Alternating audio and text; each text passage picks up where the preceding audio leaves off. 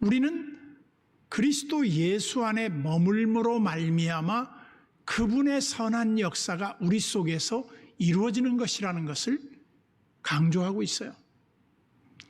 그래서 우리가 제자훈련 흔히 시작할 때 요즘은 바뀌었는지 모르겠습니다만 두 구절이 있죠.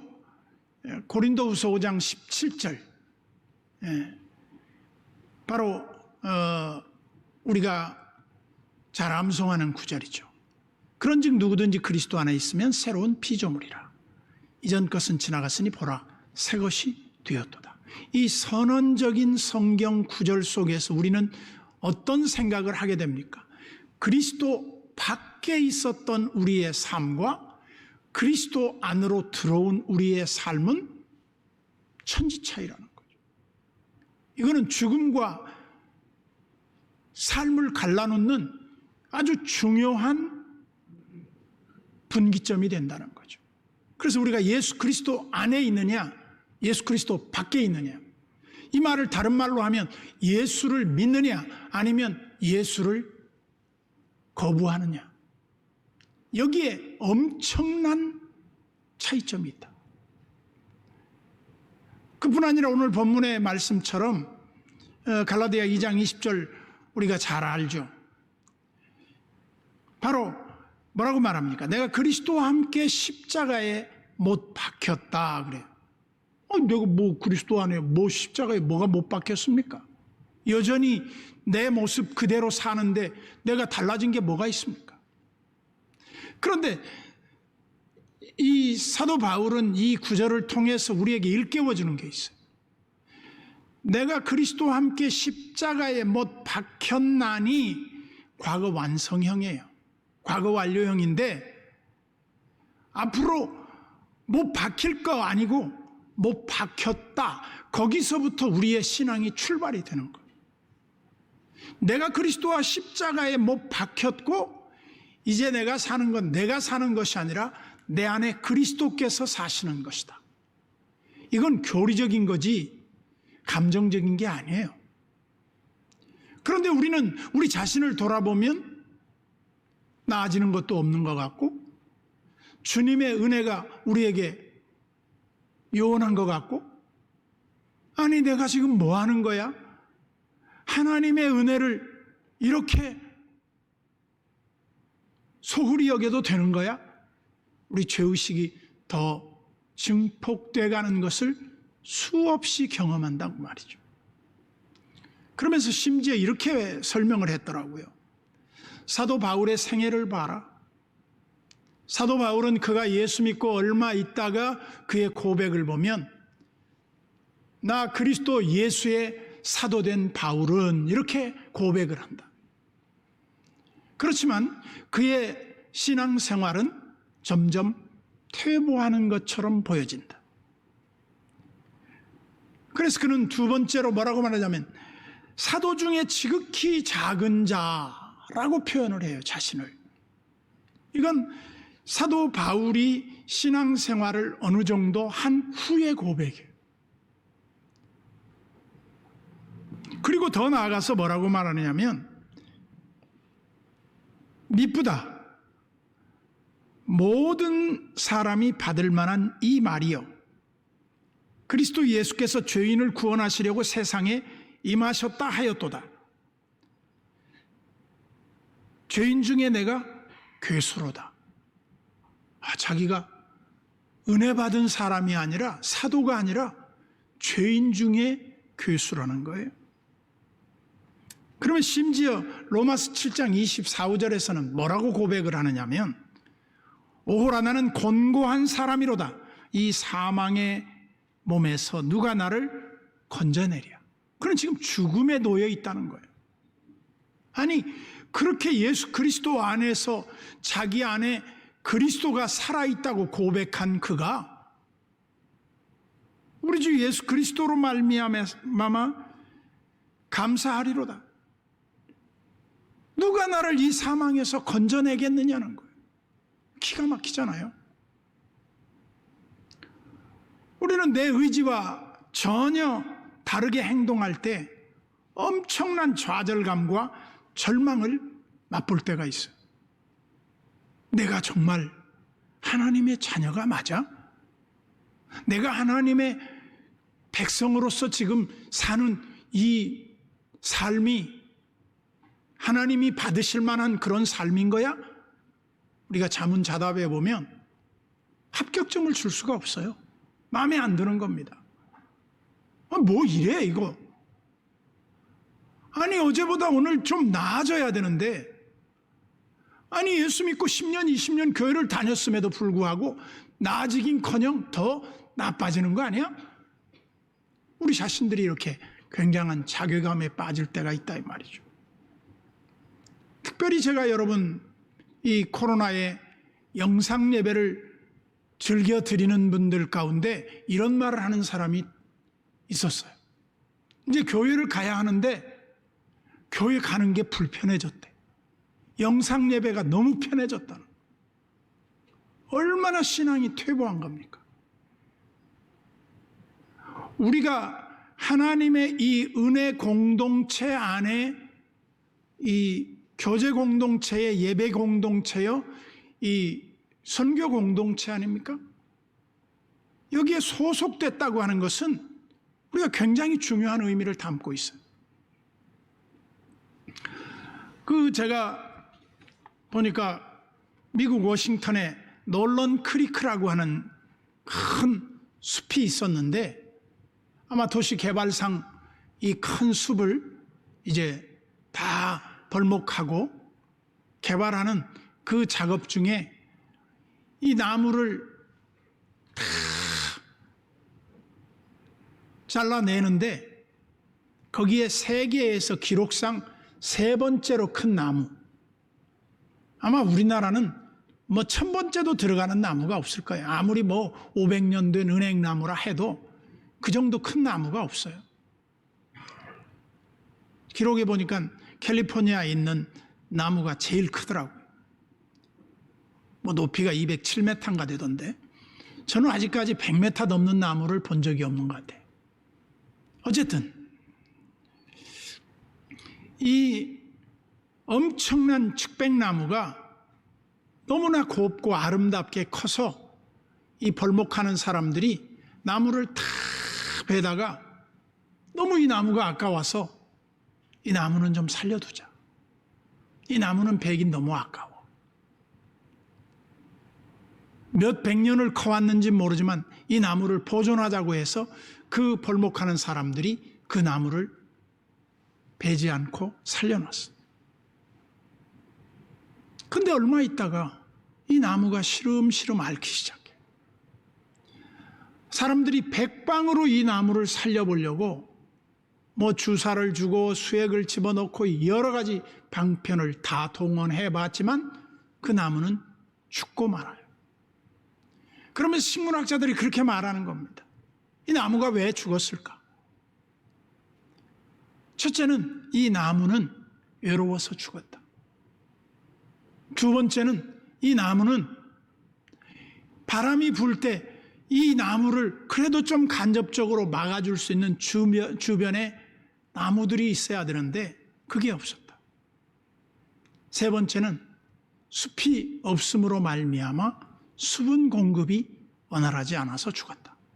한 3가지 요인으로 그렇게 묘사를 했더라고요. 저는 그 글을 보면서 이런 생각이 들었어요.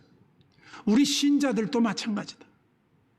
나 홀로 독야청청 푸름을 과시하며 오래도록 내가 승리하리라? 불가능합니다. 신앙은 그렇게 돼 있질 않아요. 우리가 하나님의 은혜 안에서 이 화롯불 안에 들어있는 숯불과 같은 존재로 서로 더불어 있어야지 이게 꺼내면 불이 식고 불이 꺼져버리고 말아요. 이 은혜의 세계에 우리가 함께 예배한다고 하는 게 얼마나 중요한지 모른다는 거죠. 그러면서 우리가 그리스도 안에, 내가 그리스도 안에, 그리스도가 내 안에, 너희가 내 안에 내가 너희 안에 있으면 무엇이든지 원하는 대로 구하라. 그리하면 내가 시행하겠다. 이건 하나의 원칙입니다. 그러면서 우리는 동시에 뭘 생각하게 되는가? 이런 걸 우리가 한번 생각해 보면 좋겠어요.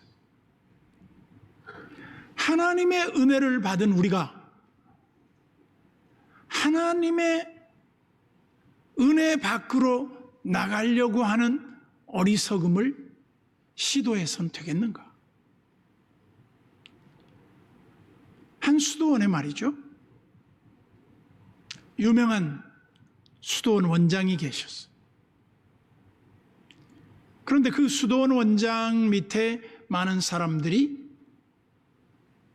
그 경건을 훈련하기 위해서 수도원에 모여들었어요. 모여든 사람들 가운데 사람들이 이렇게 부탁을 했어요. 원장님, 어떻게 하면 우리가 경건을 훈련하고 거룩한 수도사로서의 역할을 감당하겠습니까? 그랬더니 여러 가지를 주문을 해줬어요. 근데 그걸 실천하는데 안 되는 겁니다. 그래서 그 수도사들이 원장님에게 찾아가서 이렇게 말해요. 원장님, 왜 시도하는 우리의 이 경건 훈련이 안 됩니까? 그러자 그 원장님이 이렇게 말을 했어요. 여기 금이 가고 깨어진 항아리가 있는데 여기에다가 물을 한번 채워보라고. 사람들이 물을 갖다 부으니까 얼마 있다가 다 빠져버리는. 원장님, 이건 불가합니다. 안 되는데요. 그래, 그 깨진 항아리를 가지고 연못에다가 그 항아리를 집어넣어. 항아리 속으로 물이 다 들어와서 가득 차였어. 항아리 밖에도 물이 있어. 이를 통해서 그 깨달음을 주는 거예요. 내가 무엇을 하려고 해서 되는 게 아니라 내가 그 안에 들어가 있으면 되네. 깨어진 항아리가 슈퍼 항아리가 되는 게 아니라 깨어진 채로 그리스도 안에 머물러 있게. 그리스도 안에 머물러 있는 순간 우리는 우리가 하는 게 아니라 우리 안에 거하시는 주님이 일하기 시작하네. 내가 하려고 하면 실패할 수밖에 없네. 평범하고 단순한 이 원리를 통해서 우리가 그리스도 안에 머물고 내가 그리스도 안에 그리스도께서 내 안에 머무는 이 관계가 뭐냐. 이거를 사도 요한은 포도나무 비유를 통해서 말을 했어. 우리가 가지이고 예수님은 포도나무인데 가지의 역할은 포도나무에서 떨어지지 않는 것이다. 그래야 하면 원 가지로부터 그 나무로부터 진액을 공급받아서 우리의 삶은 열매가 맺게 돼 있다는 겁니다.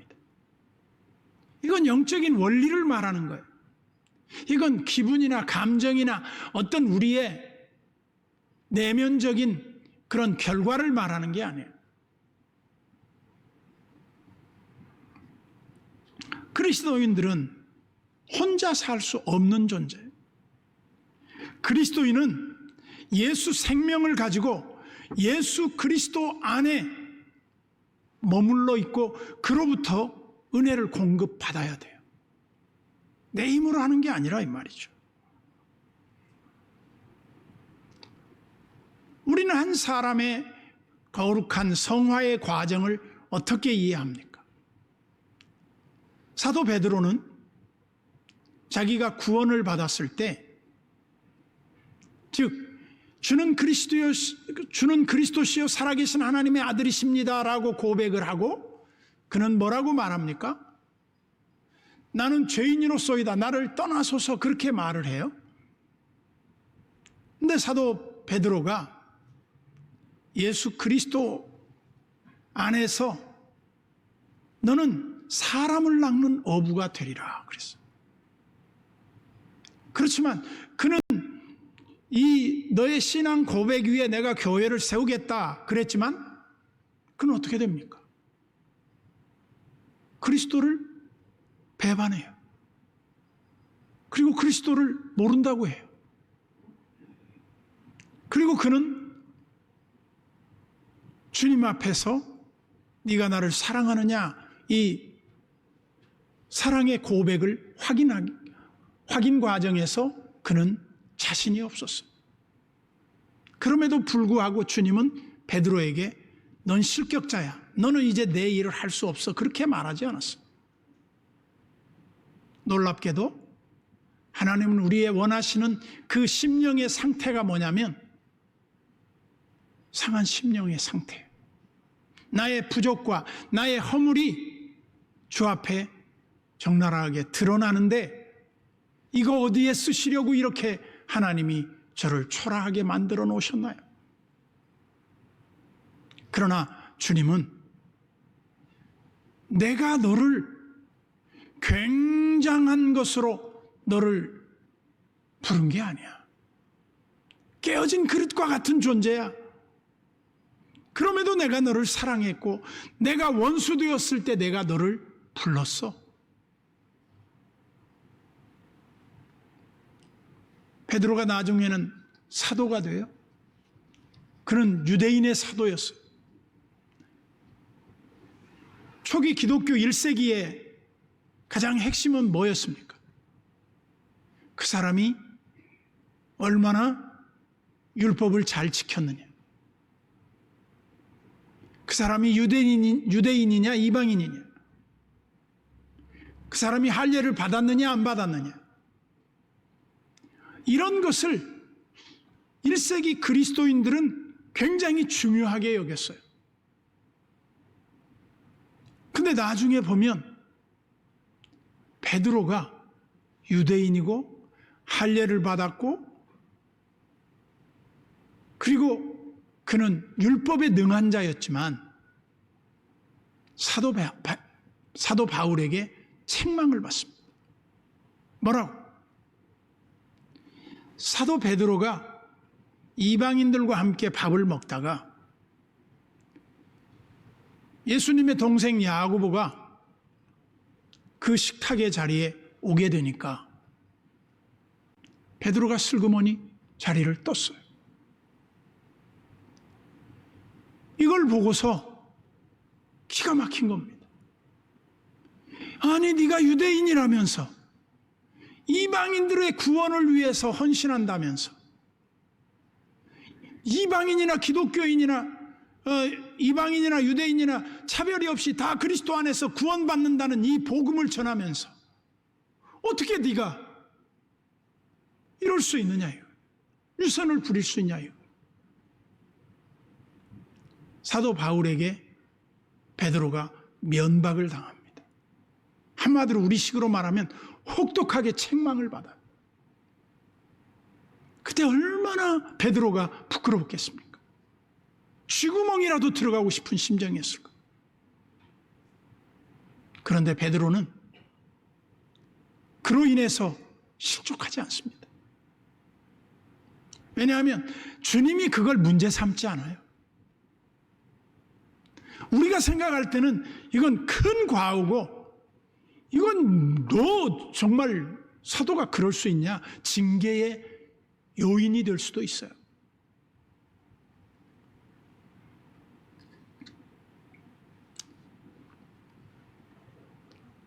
그래서 갈라디아 2장 12절에 보면 이렇게 말합니다.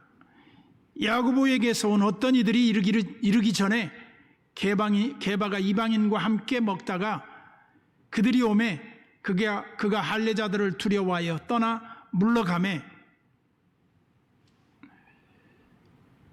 이 구절에서 너무나도 인간적인 베드로를 대면하게 돼. 그런데 이러한 모든 것을 통해서 이 갈라디아에서 말하려고 하는 주제가 뭔지 압니까? 갈라디아 주제는 율법이냐 은혜냐를 말해요. 그러면서 이 갈라디아 주제의 핵심은 뭘로 귀결이 되느냐면 네가 약속이 있느냐 아니면 약속을 받지 못한 자냐예요. 그래서 이 사도 바울이 이렇게 예를 듭니다. 약속이 없이 인간의 생각으로 자녀를 얻었던 이스마엘과 비록 더디게 낳았고 늦게 낳았지만 약속을 받았던 이삭과 차원이 다른 거예요. 이스마엘은 이삭을 희롱했다가 그 집에 쫓겨납니다. 근데 이삭이 아무리 잘못해도 이삭은 쫓겨나지 않습니다. 왜? 아들이기 때문에. 약속 있는 하나님의 언약 후손이기 때문에. 그래서 우리는 이 하나님의 약속 안에 있느냐 우리가 약속 밖에 있느냐 이걸 굉장히 중요하게 본다. 그래서 오늘 본문에 이 제자훈련의 첫 관문이라고 할 수 있는 것이 바로 무엇입니까? 내가 그리스도 안에서 십자가에 못 박힘으로 말미암아 내가 십자가와 함께 죽었다는 거예요. 그래서 우리가 십자가를 자랑하는 거예요. 예수 믿는 사람들은 십자가를 붙들고 나가는 거예요. 그 십자가가 우리의 구원의 증표라는 거예요. 근데 우리가 이걸 오해하면 또 안 됩니다. 교리적인 것만 너무 강조하다 보면 우리가 그러면 죄를 지어도 아무런 상관이 없겠네 하면서 우리가 죄를 더하려고 막 죄를 지으려고 돌아다니는 사람이 되면 되겠냐 이거죠. 불가피성이 있어요. 우리 인간의 연약함이 있어요. 그러므로 하나님 안에서 우리의 삶은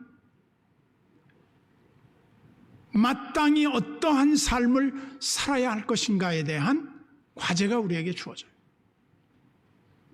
사무엘 존슨처럼 43년 동안 한 가지 기도, 회개도 수없이 했어요.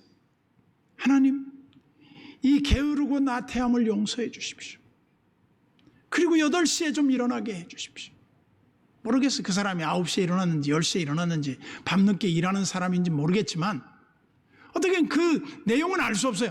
그러나 그의 일기장을 보면 야 정말 이 사람의 그 기도 제목이 이토록 간절하고 이토록 지속적이었는데도 불구하고 기도 응답이 이렇게 거절될 수 있는가? 이렇게 좌절감에 빠질 수밖에 없는가? 이게 우리 모습이라는 겁니다. 심지어 스카솔즈가 그런 말을 해요. 우리가 시도하는 여러 가지 거룩한 우리의 결심들이 무너지면 무너질수록 더욱더 우리가 깨달아야 하는 것이 하나 있다. 그것은 바로 예수 그리스도가 필요하다는 사실이다. 십자가의 은혜가 우리 속에 필요하다는 것을 반증하는 것이다. 이것이 없이는 아무도 주님의 은혜를 말할 수 없다.